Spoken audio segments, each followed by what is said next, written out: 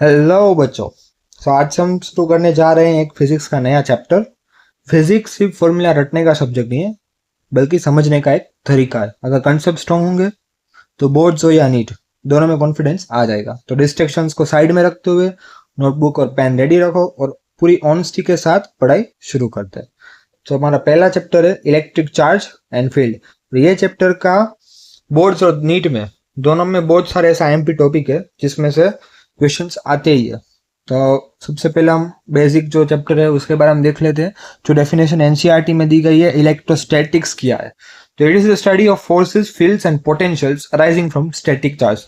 The main terminology statics means जो steady charges है उसमें से जो इलेक्ट्रिसिटी प्रोड्यूस होती है और उसी के बारे में हम स्टडी करते हैं कि उसमें फोर्स कैसे प्रोड्यूस हुआ, फील्ड कैसे प्रोड्यूस हुई, पोटेंशियल क्या है, उसी को हम बोलते हैं इलेक्ट्रोस्टैटिक्स बेसिकली। अब हमारा फर्स्ट टॉपिक इलेक्ट्रिक चार्ज, जिसको हम क्यू से डिनोट करते हैं। तो इलेक्ट्रिक चार्ज के बारे में अगर मैं एग्जांपल दूं सबसे पहले आपको, तो आपने बचपन में प्लास्टिक कोम को बालों पर रब किया होगा और उसके बाद जब आप वो कोम को छोटे पेपर के पीसेस के पास ले जाते हो तो उसकी तरफ अट्रैक्ट होने लगते हैं। इसी फिनोमिनन को हम बोलते हैं इलेक्ट्रिफिकेशन, यानी कि रबिंग के बाद बॉडी में जो चार्ज शेयर हुआ। सवाल ये उठता है कि रबिंग के बाद ऐसा क्या हुआ तो उसमें एक प्रॉपर्टी आ गई चार्ज, जिसको हम बोलते हैं electric charge is an intrinsic property of an elementary particle of matter which give rise to electric force between various objects. This is the ideal definition which you can write in your boards. An NCERT based definition है ये, यानी कि एक electric charge matter की ऐसी एक fundamental property है जिसके कारण बॉडीज इलेक्ट्रिक फोर्सेस एक्सपीरियंस करते हैं। अभी इसका ऐसा यूनिट हम लिखेंगे, तो ऐसा यूनिट है इसका कूलम। क्लियर। अब इसके टाइप्स ऑफ चार्जेस के बारे में पहले हम बात कर ले। तो दो टाइप के चार्जेस है, positive charge, negative charge. Positive charge means electron removed from atom, negative charge means electron added, यानी कि gain of electron. Negative charge का -1.6 इंटू 10⁻⁻⁹ कूलम चार्ज और पॉजिटिव का +1.6 into 10⁻⁻⁹ coulomb. These are the basic things which you know. Basic के बारे में हम बात करें तो कि लाइक चार्जेस होंगे, दो लाइक चार्जेस सामने होंगे तो वो क्या करेंगे, रिपल्शन करेंगे। और अनलाइक चार्जेस होंगे पॉजिटिव नेगेटिव, तो वो क्या करेंगे, अट्रैक्शन करेंगे। ठीक है। इसी के बारे में अगर हम बात करें तो एक टर्म है जो आपके बुक में दिया है और कभी 1 मार्क में आ भी सकता है as a definition, that what is a polarity of a charge. Polarity क्या है, तो कि the property which differentiates two kinds of charges. जो प्रॉपर्टी पॉजिटिव नेगेटिव दोनों चार्जेस को डिफरेंशिएट करने में आपको मदद करे, उसी को हम बोलते हैं पोलैरिटी ऑफ चार्जेस। ठीक है। अब थोड़ा और हम चार्ज के बारे में देखें तो चार्ज कैसी क्वांटिटी, अगर वेक्टर या के फॉर्म में बात करें तो ये एक स्केलर क्वांटिटी है। कैसी है, स्केलर, यानी कि इसके पास मैग्नीट्यूड है लेकिन डायरेक्शन नहीं है। अभी इसका हम डायमेंशन फॉर्मूला की बात करें तो डायमेंशन फॉर्मूला क्या होगा, charge is equals to current into time, यानी कि एम्पियर, यानी कि एटी। ये इसकी डायमेंशनल फॉर्मूला होगा। अभी जब भी चार्ज पार्टिकल्स है, ये एमपी पॉइंट है आपके नीट पॉइंट ऑफ व्यू से भी, बोर्ड्स पॉइंट ऑफ व्यू से भी, कि जब चार्ज पार्टिकल फर्स्ट रेस्ट में होगा तो उसके पास क्या होगा, जब भी चार्ज पार्टिकल रेस्ट में होगा तो उसके पास सिर्फ इलेक्ट्रिक फील्ड होगी। जब भी वो नॉन एक्सेलरेटेड मोशन में होगा, कौन से, नॉन एक्सेलरेटेड मोशन, तब उसके पास इलेक्ट्रिक फील्ड और मैग्नेटिक फील्ड दोनों होगी। और जब वो एक्सेलरेटेड मोशन में होगा तब उसके पास electric field, magnetic field plus EM waves in the form of energy. ये तीनों 3 पॉइंट आईएम पे है, याद रखना। अब एक और बात, 1 coulomb is equals to 3 into 10⁹ ESU। ये ESU क्या है, इलेक्ट्रोस्टैटिक यूनिट ऑफ चार्ज। और इसी को हम बोल सकते हैं 1/10 EMU ऑफ चार्ज। और CGS यूनिट के बारे में अगर हम बात करें तो वो है स्टेट कूलम चार्ज का। ठीक है, इतना आपको समझ में आ गया। और ये एक NCERT का डायग्राम है। If two glass rod rubbed with wool और silk cloth are brought close to each other they repel, यानी कि सिल्क थ्रेड है, glass rod same charges repulsion, again same charges repulsion, opposite charges attraction. इसी को मैंने बोला था ना आगे डेफिनेशन, पोलैरिटी। ये इसी डायग्राम में से आपको अंडरस्टूड होगा। So now moving to the next. So our first question and basic question, the discharge of electric charge through our body due to rubbing of insulating surfaces। जब भी ये question first of all कहाँ से, आपके जो NCERT है उसका जो इंट्रोडक्शन पोर्शन है, स्टार्टिंग है जहाँ पे इंट्रोडक्शन लिखा होगा, उसी में से ये क्वेश्चन है कि जब भी इलेक्ट्रिक चार्ज हमारी बॉडी से डिस्चार्ज होगा due to rubbing of insulating surface, तो क्या जनरेट करेगा? So answer is static energy. Ah, read the line, it is fourth और fifth line of your NCERT। Now next question, ये है थोड़ा कंसेप्चुअल है, बाकी इजी है। क्या है देख, if plastic rod rubbed with fur is made to touch two small pith ball suspended nearby. तो ऐसा एक रोड है, ऐसे दो बॉल्स है। अब जो प्लास्टिक रोड है उसको हमने फर के साथ रब किया और ऐसे नियर बाय जो सस्पेंडेड बॉल है उसमें हमने उसको ऐसे अटैच किया, तो क्या होगा? तो जो फर होगा उसके हिसाब से क्या हो जाएगा, जो मेटल के ये जो दोनों बॉल्स है वो नेगेटिव चार्ज हो जाएंगे, दोनों सस्पेंडेड बॉल्स। तो इसी हिसाब से क्या होगा, दोनों बॉल्स में क्या हो गया, सेम चार्ज, नेगेटिव नेगेटिव। अगर दोनों में सेम चार्ज हो गया तो वो क्या करेंगे, रिपल्शन करेंगे। तो इस हिसाब से कौन सा फिगर होना चाहिए? सिंपल है, आंसर इज बी। क्यों? पहले ऐसे थे, फिर जैसे ही दोनों में सेम चार्ज आया तो क्या हो गए, दोनों अवे हो गए, तो नेगेटिव। ये जो ए है ये तो क्या है, इनिशियल फाइनल सेम था, इसलिए ये तो हो नहीं सकता। सी क्या है, अट्रैक्शन है, तो नेगेटिव नेगेटिव अट्रैक्शन तो पॉसिबल नहीं, 90 डिग्री वाला भी पॉसिबल।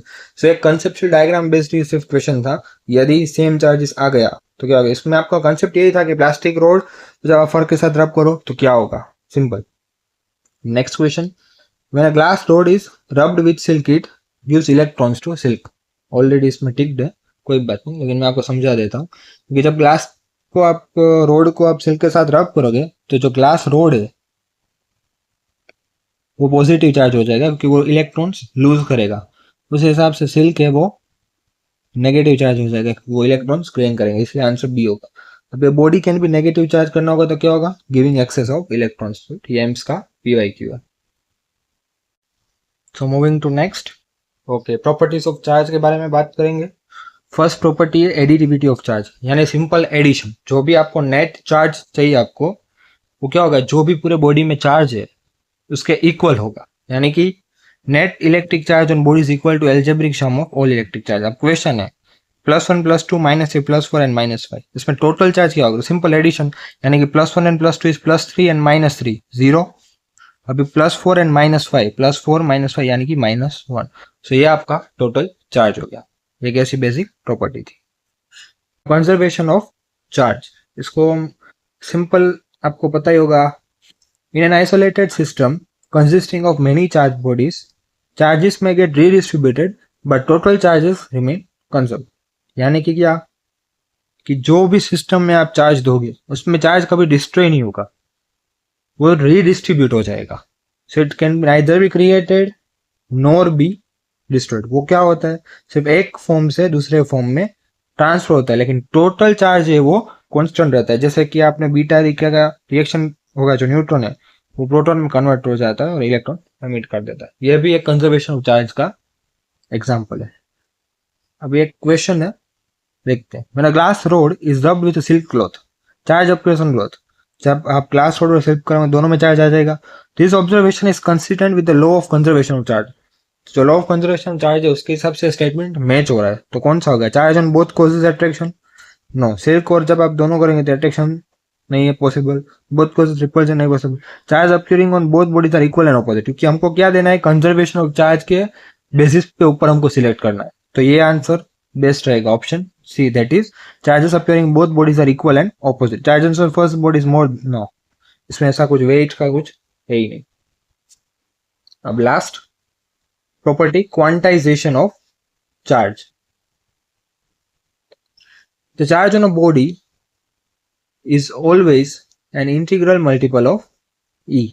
और ये E क्या है? E for electron. यानी कि चार्ज हमेशा डिस्क्रीट ब्रैकेट में एग्जिस्ट करता है. किसी भी बॉडी पर चार्ज को लिखा जा सकता है जिसका फॉर्मूला होगा Q is equal to plus minus n e, जहां पर एन इंटीजर होगा और ई होगा इलेक्ट्रॉन और इंटीजर के मल्टीपल में होगा. सो ये हम is 3.5 possible? Absolutely no, because integer और कैसे होगा E, 2E, 3E, 4E possible.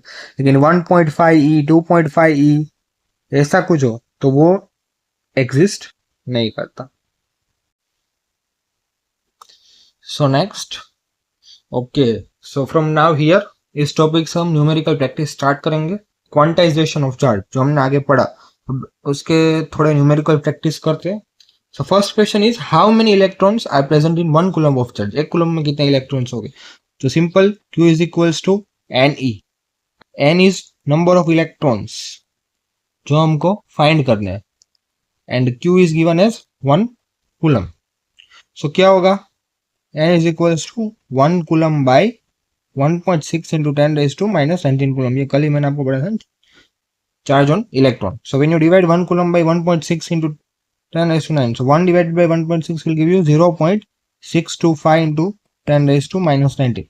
जब minus 19 ऊपर चला जाएगा तो plus 19 हो जाएगा और एक डेसिमल हम डिस्प्लेस कर रहे तो 6.25 into 10 raised to 18 coulomb. Clear? Easy था. So 6.25 into 10 raised to 18 coulomb electrons are present in 1 coulomb of charge. Now next question, what is charge possessed by 1 kg of electrons? Now we have to take in the, instead of the charge, now we have to take in form of kg. Mass of electron हमको दिया है 9.1 into 10 raised to minus 31 kg. नहीं दिया हो तो भी हमको मालूम होगा. Same, Q is equals to N E. Now here instead of E we have to take mass of electron as 9.1 into 10 raised to minus 31 kg. So N is equals to 1 kg divided by 9.1 into 10 raised to minus 31 coulomb. So when you divide this, we will get 0.11 into 10 raised to 31. ऊपर चला जाएगा तो plus हो जाएगा, एक decimal हम displace कर देते हैं तो 1 into 10 raised to 30. अभी हमको क्या बताना है? चार्ज बताना है. तो चार्ज के लिए सिंपल Ni. अब एन हमको मालूम है 1.1 into 10 raise to 13 into e भी हमको मालूम है 1.6 into 10 raise to minus 19. So 1.1 into 1.6 comes out to be 1.76. अब ये 30 minus 19, so 10 raise to 11. Clear? Coulomb. So 1.76 into 10 raise to 11 coulomb charge is possessed by 1 kg of electrons. Next, how many electron must be removed from a conductor so that it acquires a charge of 3.5 nanocoulomb? अभी कितने electrons निकालेंगे कि ये 3.5 नैनोकूलम जितना charge possess कर ले? So first step हमारा as it is Q is equals to N. ये बहुत सारे सेम न्यूमेरिकल्स अलग अलग पैटर्न के आपको इसलिए करवाए जा रहे हैं ताकि सभी टॉपिक में आपकी मास्टरी हो जाए. जैसे आप ये प्रैक्टिस करेंगे उसी हिसाब से आपकी स्किल डेवलप होगी. सिर्फ स्क्रीन पे देखने से नहीं होगा. स्क्रीन पॉज करे, सोल्व करे, ना आए तो सॉल्यूशन देखे, सॉल्यूशन देखने के बाद वापस कीजिए. ठीक है? अब Q तो दिया है हमको 3.5 नैनोकूलम. सो हमको नैनोकूलम में से कूलम में करना पड़ेगा तो 1 nanocoulomb is equals to 10 raise to minus 9 coulomb. So 3.5 nanocoulomb will be 3.5 into 10 raised to minus 9 coulomb. So हमको Q E दोनों मालूम है. So N is equals to Q by E. तो Q कितना है? 3.5 into 10 raised to minus 9 coulomb. और E कितना है? 1.6 into 10 raised to minus 19 coulomb. So जब आप ये डिवाइड करोगे 3.5 divided by 1.6, you will get as 2.187 something like that. And 19 minus 9 means 10 raised to 10. ऊपर चला जाएगा तो प्लस, माइनस माइनस दोनों कट हो जाएगा और 19 minus 10 coulomb of charge is present. This many electrons are present. Clear? कुछ नहीं है, आपको सिर्फ डेटा दिया है, उसके बेसिस पे आपको कन्वर्जन होगा, एन फाइंड करना होगा, ई फाइंड करना होगा, एक वैल्यू पूछी होगी, बाकी सब दी होगी. अब next, now this is a good question. This can be come in the NEET also, or it is for boards also. Can be asked in 2 marks easily. A sphere of lead of mass 10 gram has net charge minus 2.5 into 10 raised to minus 19 coulomb. तो इतना हमको net charge यानी कि n दे दिया है. अब first हमको find करना है number of excess electrons on sphere. तो हम फर्स्ट करेंगे पहले कितने इलेक्ट्रॉन्स एक्सेस होंगे. तो इलेक्ट्रॉन तो आपको पता ही है 1.6 into 10 raise to minus 19 coulomb. और नेट चार्ज कितना दिया है, दैट इज क्यू, कितना दिया है minus 2.5 into 10 raise to minus 9 coulomb. So n will be q by e. This is denoted capital A. So minus 2.5 into 10 raised to minus 9 divided by minus 1.6 into 10 raised to minus 19 coulomb. So minus to minus का 2.5 1.6 को अगर हम divide करेंगे तो answer आ जाएगा 1.56. 19 में से 9 जाएगा तो सेम 10 raised to 10 इलेक्ट्रॉन्स. जो हमने आगे किया वैसे ही था, उसमें सिर्फ नैनो कूलम में से कूलम कन्वर्ट करके ना यहाँ डायरेक्ट था. सो 1.56 into 10 raised to 10 electrons are present. Now second, how many excess electrons are per lead atom? Atomic number भी दिया है लेड का 82, एटॉमिक मास भी दिया है 207 ग्राम पर मोल. अभी एक्सेस इलेक्ट्रॉन पर लेड एटम आपको ढूंढना है, तो ये भी इजी है, कुछ नहीं है. देखो अब सेकेंड नंबर, अब एटॉमिक नंबर दिया है 82 और मास दिया है 207 ग्राम पर मोल. तो हमको एन मालूम होगा ना एवोगैड्रो नंबर, उसी हिसाब से हम निकाल लेंगे. 10 ग्राम ऑफ लेड दिया है हमको, तो उसमें कितना होगा 10 gram divided by 207 gram per mole into 6 into 10 raise to 23 atoms per mole, that is an. अभी 6 इंटू 10 यानी 60 आप कर सकते हो. 60 इंटू 207 इंटू 10 रेज टू 23. तो 60 और 207 जब आप इसको डिवाइड कर डालोगे तो समथिंग आएगा 0.289 इंटू 10 रेज टू 23. अभी एक डेसिमल हम डिस्प्लेस कर लेंगे 2.89 इंटू 10 रेज टू 22 एटम्स. तो इतने एटम्स होंगे. अभी ये सम कंप्लीट नहीं, अभी हमको नंबर ऑफ एक्सेस इलेक्ट्रॉन्स ढूंढने हैं. तो मैं यहां कर देता हूं नंबर ऑफ एक्सेस इलेक्ट्रॉन्स. तो कितने दिए थे 1.56 इंटू 10 रेज टू 10 जो हमने आगे फाइंड किया, और divided by 2.89 into 10 raise to 22. तो अब 1.56 और 2.89 ये कॉमन डिवीजन है, इसको डिवाइड करोगे तो आंसर आएगा 0.539 इंटू 22. यहाँ प्लस ऊपर जाएगा तो माइनस हो जाएगा, तो 10 रेज टू माइनस 12 आ जाएगा. एक डेसिमल डिस्प्लेस कर दो तो 5.39 into 10 raise to minus 13 electrons. तो ये आपका फाइनल आंसर है 5.39 into 10 raise to minus 13 electrons. Clear? कुछ नहीं है, पहले आपको जो मास दिया उसके हिसाब से आप कैलकुलेट कर लो एवोगैड्रो नंबर डाल के.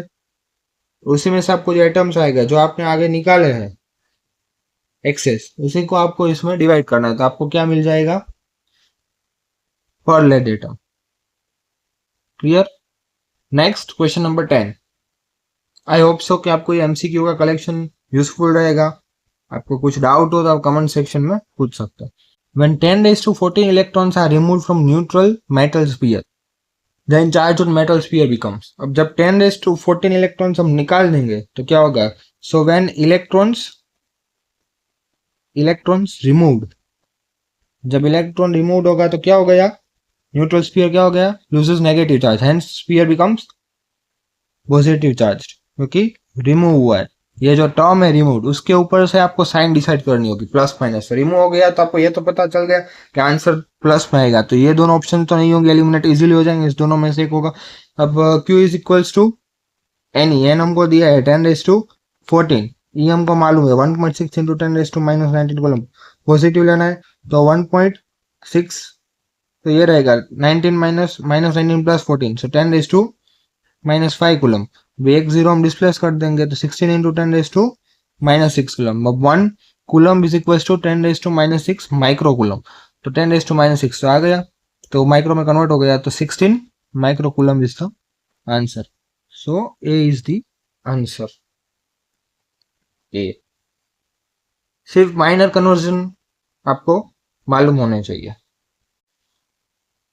Now next, a conductor is 14.4 into 10⁻⁻19 coulomb positive charge और चार्ज ऑन इलेक्ट्रॉन दिया है 1.6 into 10⁻⁻19। अब देखो ऑप्शंस एलिमिनेट कैसे करना है, एक में एक्सेस दिया है और एक में शॉर्टेज दिया है, तो सॉल्व करेंगे उसी हिसाब से पता चल जाएगा कौन सा आएगा, क्योंकि पॉजिटिव चार्ज इतने, तो इलेक्ट्रॉन का चार्ज दिया है 1.6 into 10⁻⁻19 और क्यू दिया है 14.4 into 10⁻⁻9 कूलम पॉजिटिव। तो simple N is equals to Q by E। तो 14.4 into 10⁻⁻19 coulomb divided by 1.6 into 10⁻⁻19 coulomb, -19 cut, तो 14.4 divided by 1.6 comes out to be 9। अब क्या है, कंडक्टर के पास क्या है, 9 पॉजिटिव चार्ज है। Positive charge means it loses electrons मानी डेफिशिएंसी इज शॉर्टेज। सो कौन सा आएगा, ऑप्शन डी, तो उसी में है 9 electrons in short, deficiency means shortage of electrons. So कई बार आपका आंसर भी आ जाता है, माइनर ऐसे मिस्टेक हो जाती है ऑप्शन एलिमिनेट करने में, या जल्दबाजी में आप ए टिक कर डालो, ऐसा होता है। इसलिए पूरा क्वेश्चन पढ़े, कंसेप्ट को समझे, फिर साइन कन्वेंशन के हिसाब से करे, ठीक है। अब next question number 12, the number of electron that must be removed from an electrically neutral silver dollar to give it charge of plus 2.4 coulomb बीस। अब कितने इलेक्ट्रॉन चाहिए होंगे 2.4 कूलम चार्ज करने के लिए? सिंपल, इसमें कुछ था ही नहीं, n is equals to q by, q हमको दिया है 2.4 कूलम, ई हमको मालूम है 1.6 इंटू 10⁻⁻⁻19 कूलम, ठीक है। अभी 2.4 डिवाइडेड बाई 1.6 करोगे तो क्या आ जाएगा, 1.5 इंटू 10⁻⁻19 कूलम। याद रखना, नीचे से ऊपर गया प्लस आएगा, इसका आंसर सही आएगा। अब देखो दोनों ऑप्शन है, -19 भी है +19 भी है। अभी ऐसे ऑप्शंस में आप गलती करके आओगे और जल्दबाजी में बी कर डालोगे। ये साइन कन्वेंशन का ही गेम है, आपने देखा होगा, ऑप्शन सिमिलर दिए है, ठीक है। या तो आप वैल्यूज उलट पुलट कर डालो, 1.6 ऊपर ले लो, 2.4 डिनोमिनेटर में लो, तो आंसर 2.5 ऐसा कुछ बनता होगा, ठीक है।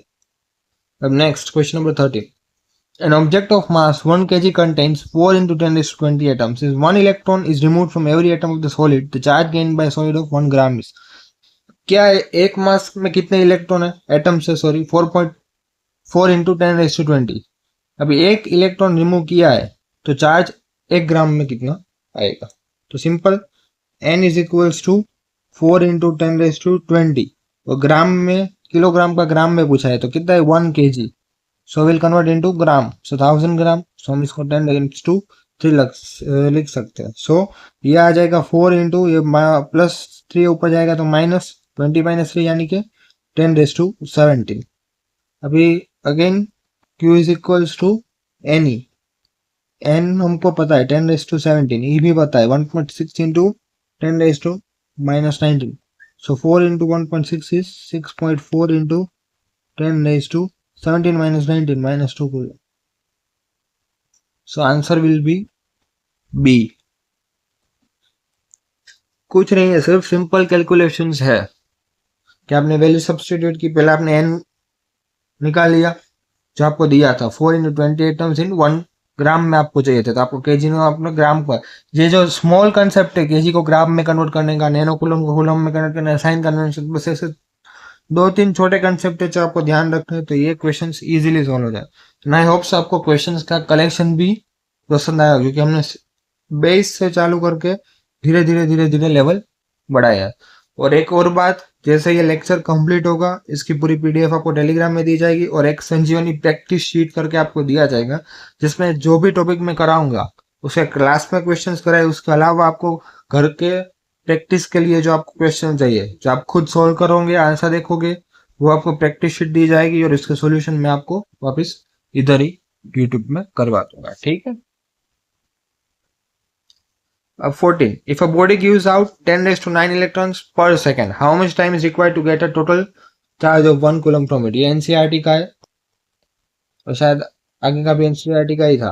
अब n is equals to q by e, so 1 divided by 1.6 into 10⁻⁻19, so 1 divided by 1.6 करोगे तो 6.25 into 10⁻18 इलेक्ट्रॉन्स आएगा, ऊपर जाएगा तो प्लस हो जाएगा। अब टाइम हमको पूछा है, टाइम रिक्वायर्ड इजी है, कितना हमको दिया है 6.25 into 10⁻18 और कितने रिमूव किया है 10⁻9 इलेक्ट्रॉन्स।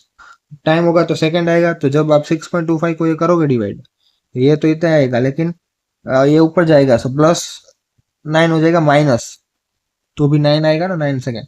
6.25 into 10⁻9 second. अब आपको इसको option minute days year over में दिया है, सिंपल आपको कन्वर्जन करना होगा, that is 6.25 into 10⁻9 second divided by 365 days 24 our and second 3600 second. अब जब ये कर लोगे तो आपका आंसर आएगा 198 year, option will be D.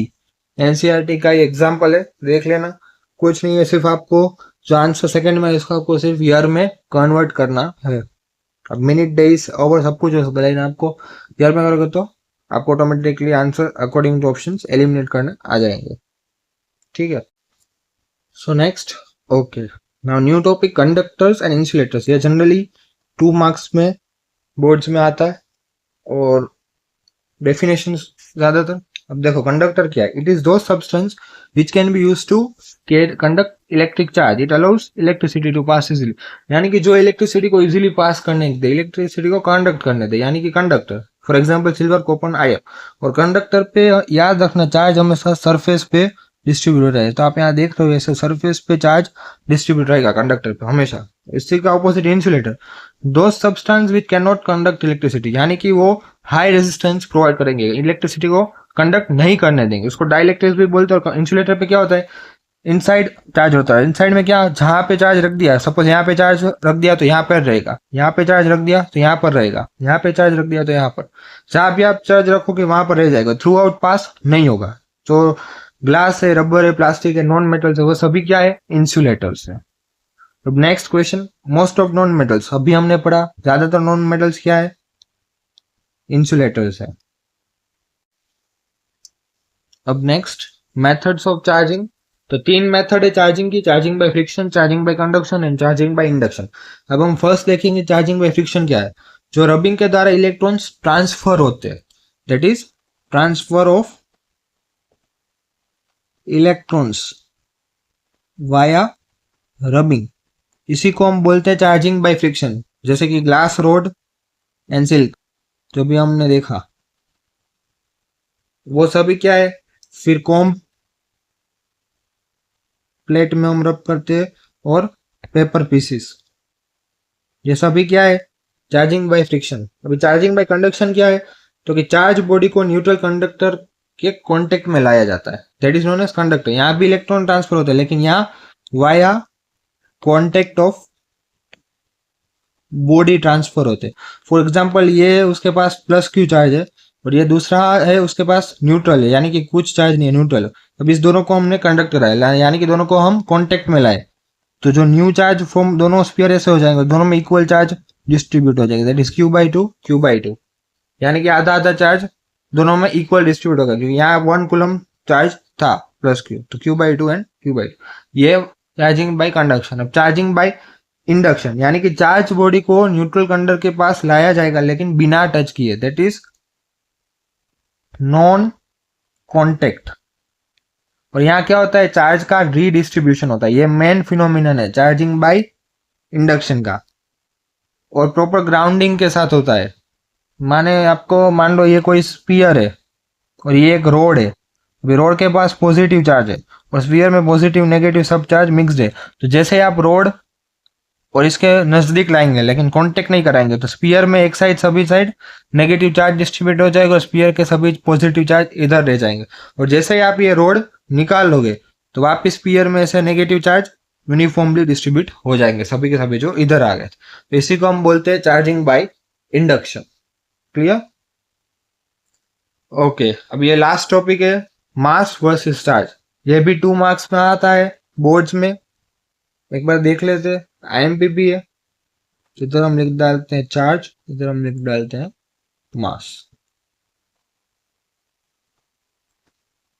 Okay, अब क्या है चार्ज? यानी क्या? जिसके पास पॉजिटिव चार्ज भी हो, नेगेटिव चार्ज भी हो या जीरो भी हो, लेकिन मास हमेशा बॉडी का कैसा रहता है? पॉजिटिव ही रहता है। हमारा वेट भी देख लो, कभी आपने सुना है -80 kg मेरा वेट है? No, always positive. Now charge can be carried by body, does not depend on velocity of body. जो चार्ज है वो वेलोसिटी पे डिपेंड नहीं करता, बल्कि मास ऑफ बॉडी क्या है? वेलोसिटी के साथ इंक्रीज करता है। तो एक formula m is equals to m not divided by 1 minus v square by c square. ये फॉर्मूला याद रखना, where c is the velocity of light, m is the mass of body moving with velocity v and m not is the mass of body at rest. तो ये velocity पे depend करता है। अब charge क्या है? क्वांटाइज्ड है। पूरी थियरी हमने आगे उसी पे देखी ना। अभी मास है वो क्वांटाइज्ड नहीं होता है, नॉट क्वांटाइज्ड। क्लियर? अब इलेक्ट्रिक चार्ज की एक प्रॉपर्टी की वो हमेशा कंजर्व्ड रहता है। तो mass is not conserved, it can be charge into energy और वाइस वर्सा, उसमें कंजर्वेशन पॉसिबल नहीं है। और force between charges can be either attractive और रिपल्सिव। जो हमने चार्ज देखा उसमें 2 टाइप की फोर्स देखे ना, या तो अट्रैक्शन हो सकता है या तो रिपल्शन हो सकता है। उसी हिसाब से इसमें क्या है, अगर मास की बात करें तो अट्रैक्शन रिपल्सन। हमारे मास को ऐसा तो नहीं है कोई 60 या 40 का मिलाते रहो अट्रैक्शन हो गया, सेम 60 के 2 पर्सन बैठ गए तो वो दूर चले गए, रिपल्सन नहीं। इसमें क्या हो सकता है, हमारे में सिर्फ एक ही फोर्स हो सकता है, ग्रेविटेशनल फोर्स। कि हम गिरते हैं, कुछ भी ऑब्जेक्ट गिरता है तो उसमें क्या है? Gravitational force, that is there. 2 masses attraction का एक ही फोर्स है, ग्रेविटेशनल। सो ये एक डिफरेंस था मास वर्सेस चार्ज का। ये 5 पॉइंट है दोनों के, जो आप एग्जाम में एज अ डिफरेंस लिख सकते हो। So here we end the lecture. आपको संजीवनी प्रैक्टिस शीट असाइनमेंट करके आपको मॉड्यूल एक दिया जाएगा, जिसमें आपको क्वेश्चंस होंगे जो आज का हमने टॉपिक पढ़ा वही आपको सोल्व करना है। और ये टेलीग्राम चैनल का नीचे मैंने बारकोड दिया है, वो स्कैन करके आप ज्वाइन कर लेना। उसमें आपका आज का जो पूरा लेक्चर है उसकी जो PDF आपको प्रोवाइड कर दी जाएगी पूरे लेक्चर की, उसी में असाइनमेंट अटैच होगा अलग से PDF फॉर्म में। उसी का हम सॉल्यूशन वापस एक वीडियो लेक्चर करके करेंगे, ठीक है? So thank you so much. Have a nice day.